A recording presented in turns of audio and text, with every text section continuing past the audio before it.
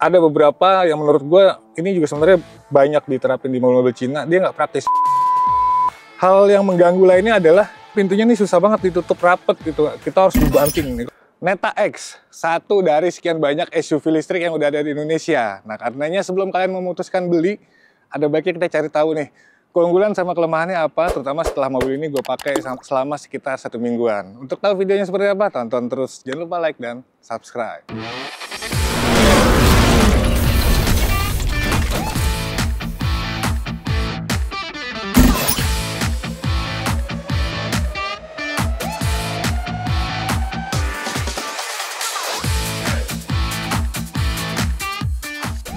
Secara tampilan dia mulai dari warnanya, hero colornya tuh udah unik banget menurut gua nih.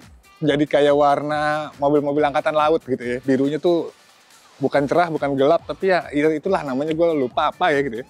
Nah secara tampilan dia tuh terinspirasi dari robot. Makanya kalau kalian bisa lihat nih lampu-lampunya tuh tipis-tipis dan aksen bumerang semua nih. Mulai dari DRL-nya, terus di sini juga ada aksen bumerang juga. Nah ini lampu utamanya, dia juga udah pakai proyektor LED. Sisanya ini mobil cukup simpel, jadi gue juga cukup suka dengan bagian depannya. Cuman ada logo Neta doang dan udah. Jadi minimalis tapi tetap oke.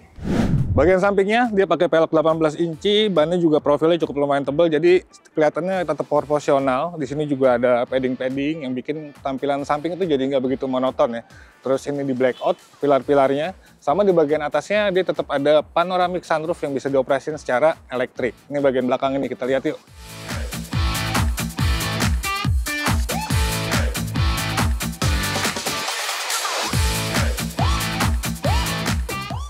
Sesimpel bagian depan, gue suka karena dia nggak banyak emblem-emblem kayak mobil-mobil Cina kebanyakan yang cenderung jadi norak gitu ya. Logo Neta, bahkan nggak ada tulisan Netanya. Di sini ada tulisan X, yang menandakan ini adalah sebuah Neta X, warnanya merah. Oke lah. Sisanya udah, lampunya ini juga gue suka. Jadi dari bagian kanan ke kiri tuh dibikin panjang kayak gini. Terus ini masih ada aksen krom-kroman di bagian bawahnya, tapi nggak terlalu lebay lah, akhirnya jadi tetap enak dilihat baik dari depan maupun dari belakang. Nah gimana dalamnya? Ayo kita masuk. Ini ruang kabinnya, menurut gua cukup oke, cukup keren, cukup nyaman, juga kelihatan berkelas secara material. Di sini juga dia udah empuk-empuk, jahitannya juga beneran, jadi enak lah dilihatnya. Setirnya juga futuristis, bawahnya flat, atasnya juga flat. Nah paling ada beberapa yang menurut gua ini juga sebenarnya banyak diterapin di mobil-mobil Cina, dia nggak praktis. Jadi kalau lu mau ngoperasin sejumlah fitur tuh harus semuanya di head unit. Kayak sekarang nih biar ininya lebih terang gitu ya. Gue mau buka penutup dari atapnya ini, dia jaring jadi bukan plafon kayak gitu ya. Cuman memang diklaim nggak panas, dan setelah gue coba pun di terik panas matahari aja selama ini ketutup si jaringnya itu memang nggak panas. Ini juga bisa dibuka juga buat si roofnya. Tapi ya itu apa namanya, semuanya dioperasiin di sini. Makanya kita harus ngapalin dulu dari awal. Walaupun sebenarnya fitur-fitur gini harusnya sih praktis ya ketika kita udah kenal sama mobilnya. Tapi kalau misalnya baru pertama kali dijamin pasti bingung dan memang harus adaptasi lebih. Tapi kalau misalnya kayak tadi urusan masuk gitu, itu mobil keren banget, praktis gitu ya. Pertama, posisi duduknya ini langsung disesuaikan sama kondisi atau posisi duduk kita yang terakhir. Jadi ada memorinya juga. Ini benar-benar praktis, jadi kita nggak harus nyari-nyari lagi posisi duduk yang pas. Tapi tadi kalau misalnya mau ngatur spion, lagi-lagi ini ada di sini juga. Dia pencet dulu, terus baru dioperasiin di sini nih. Nah jadi tombol-tombol yang ada di setir nih, yang kanan kirinya dia minimalis nih, cuman kanan kiri sama ada trackball kayak gini. Nah ini tuh bisa difungsiin atau bisa jadi banyak fungsinya gitu. Kalau misalnya buat lagi ngaktifin spion, ini bisa buat spion. Lagi ngaktifin yang lain, ini bisa buat audio, buat apa ya, semua bisa di sini. Tapi ya tadi kan jadi bingung juga karena nggak ada ininya. Gue tetap pendukung tombol fisik sih sebenarnya. Di depan ada MID yang sebenarnya nggak gede-gede banget, tapi tulisannya, informasinya cukup lengkap dan cukup jelas. Sementara layarnya ini gede banget, 15 inci lebih kayaknya ya. Karena di sinilah jantungnya atau motornya dari semua yang kita operasiin itu semua ada di head unit ini. Mulai dari tadi sunroof, terus lampu, spion, bahkan untuk mode berkendara dia ada beberapa, ada eco, ada comfort, ada sport, dan juga one pedal. One pedal tuh kalau regenerative braking-nya kenceng, jadi lo ngangkat pedal gas aja dia bisa langsung berhenti gitu. Bisa sampai berhenti, bukan bisa langsung berhenti, bahaya juga kalau kayak gitu ya kan. Ada auto hold, terus stability control, bahkan untuk buka tailgate di belakangnya, pintu bagasi, semuanya juga diaturnya di sini. ADAS-nya apa gitu. Pokoknya semua internet lah gitu ya.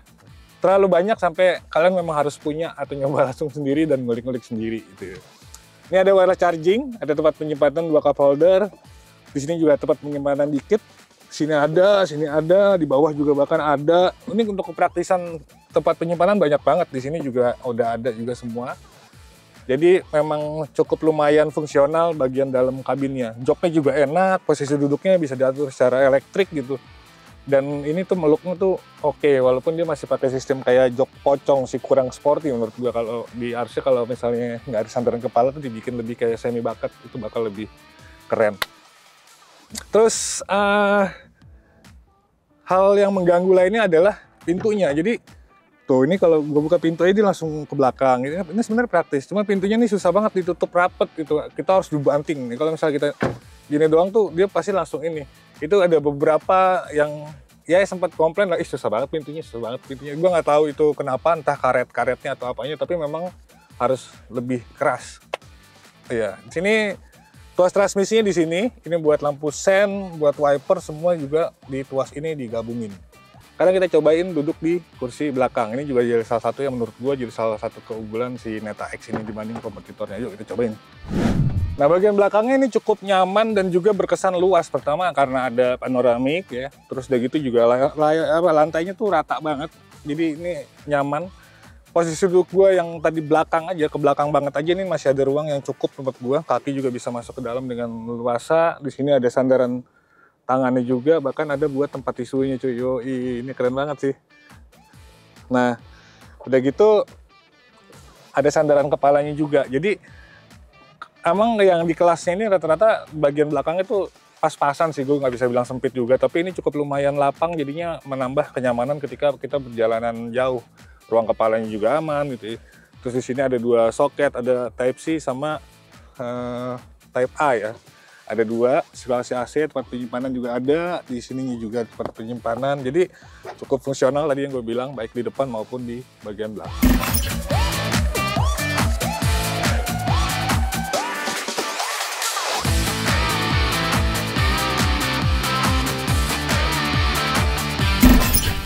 Oke, sekarang kita bahas impresi berkendara dari si Neta X ini. Nah jadi di atas kertas tenaganya tuh dia memang nggak sekencang para pesaingnya kayak Omoda E5 atau si BD atau 3 yang sampai di atas 200 HP dan torsinya juga 300 Nm gitu ya. Nah ini dia cukup moderat lah, 163 horsepower, terus torsinya juga 201 Nm. Ya memang kecil gitu, tapi namanya mobil listrik karena dia juga secara torsi instan, dipakai penggunaan harian tuh sama sekali nggak berasa dan dia juga tetap responsif lah. Apalagi kalau misalnya kita pakai yang mode sport itu udah bisa sedikit lebih agresif lagi gitu. Jadi dengan begitu walaupun kapasitas baterainya dia nggak gede ya, cuma sekitar 63 kWh, ini bisa ngebawa mobil itu sampai sejauh 480 kilo. Itu menurut gue cukup lumayan. Jadinya ada keseimbangan antara performa sama range tanpa harus memperbesar baterai yang akhir-akhir ujung-ujungnya bisa bikin harga mobil itu jadi lebih mahal gitu. Jadi secara performa ini cukup aman menurut gua. Terus kalau misalnya handlingnya juga ini lumayan empuk, walaupun memang jadinya agak sedikit limbung ya, namanya juga SUV pasti limbung, tapi kakinya gue juga suka, apalagi kalau misalnya kita jalan di jalan-jalan yang bergelombang atau jalan rusak tuh dia hampir nggak berasa. Jadinya untuk di perkotaan atau untuk penggunaan harian nih enak banget.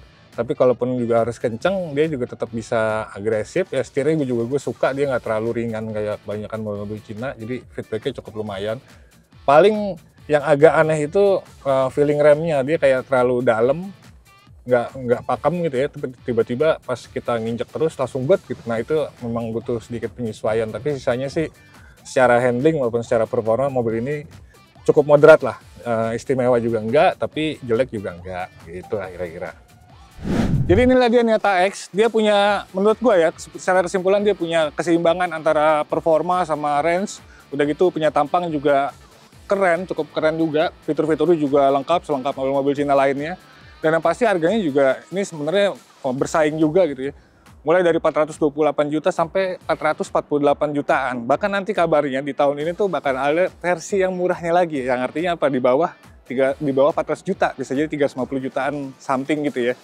Ini bisa jadi alternatif dari sekian banyak SUV-SUV yang ada di Indonesia yang udah mulai banyak berdatangan yang khusus EV gitu ya.